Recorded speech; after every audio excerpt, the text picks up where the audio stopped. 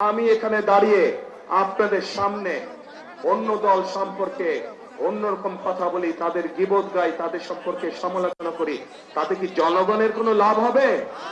জনগণের কোনো লাভ হবে না।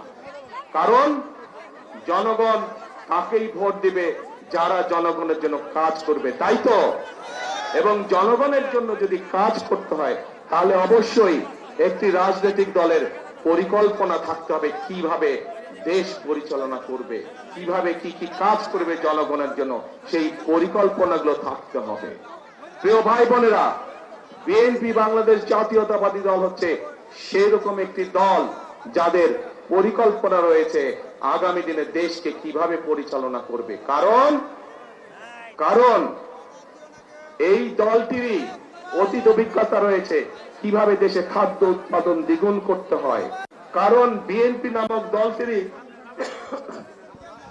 অভিজ্ঞতা রয়েছে কিভাবে জেলায় জেলায়, উপজেলায়, গ্রাম পর্যায়ে, ইউনিয়নে রাস্তাঘাট নির্মাণ করতে হয়। কারণ বিএনপি নামক দলটিরই অভিজ্ঞতা রয়েছে কিভাবে শিক্ষার আলো এদেশের সন্তানদের কাছে পৌঁছে দিতে হয়। কারণ বিএনপি নামক দলটিরই অভিজ্ঞতা রয়েছে কিভাবে বাংলাদেশের মানুষকে নিরাপদ রাখতে হয়, আইন শৃঙ্খলা পরিস্থিতিকে কঠোর হাতে নিয়ন্ত্রণ করতে হয়। কারণ বিএনপি নামক দলটিরই অভিজ্ঞতা রয়েছে কিভাবে দুর্নীতির লাগাম টেনে ধরতে হয়। প্রিয় ভাই বোনেরা, আপনারা নিশ্চয়ই পত্র পত্রিকায় দেখেছেন এই মুহূর্তে একটি রাজনৈতিক দল যেই স্বৈরাচার পালিয়ে গিয়েছে সেই স্বৈরাচারের মুখের ভাষা ব্যবহার করছে বিএনপির বিরুদ্ধে। ঠিক সেই স্বৈরাচার যেভাবে বলতো তাদেরই ভাষা ব্যবহার করছে বিএনপি। তাদের বক্তব্য যে দুর্নীতিতে বলে চ্যাম্পিয়ন ছিল। আমার প্রশ্ন 2001 থেকে 2006 সাল পর্যন্ত তাদেরও তো দুজন সদস্য বিএনপির সরকারে ছিল না? ছিল। তো বিএনপি যদি অতই খারাপ হয় তাহলে ওই দুই ব্যক্তি কেন পদত্যাগ করে চলে আসেনি? এই জন্য পদত্যাগ করে তারা আসেনি। তারা সরকারে ছিল এবং তারা ভালো করেই জানতো যে খালেদা জিয়া কঠোর হস্তে দুর্নীতি দমন করছে। এবং যেই দলটি এখন এই কথা বলছে তাদের যেই দুই সদস্য বিএনপি সরকারের অংশ ছিল তারা ভালো করেই জানতেন যে খালেদা জিয়া দুর্নীতিকে প্রশ্রয় দেয় না। এবং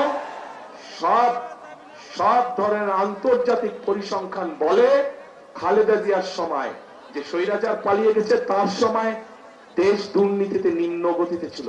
এবং খালেদা জিয়া যখন 2001 সালে দেশ পরিচালনার দায়িত্ব পায় তখন ধীরে ধীরে বাংলাদেশ দুর্নীতির করাল গ্রাস থেকে। যেই দল এই কথা বিএনপিকে এইভাবে প্রথম দিন থেকে শেষ দিন পর্যন্ত সরকারে থাকাই প্রমাণ করে যে নিজেরাই নিজেদের মানুষ সম্পর্কে কত বড় মিথ্যে কথা তারা বলছে।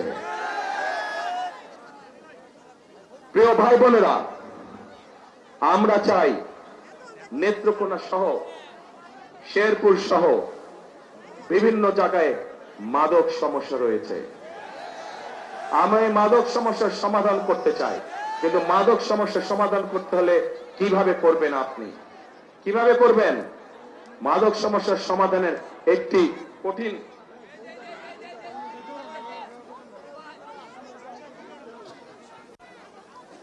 মাদক সমস্যার সমাধান করতে হলে আমাদেরকে সেই তরুণদের, সেই যুবকদের কর্মসংস্থানের ব্যবস্থা করতে হবে।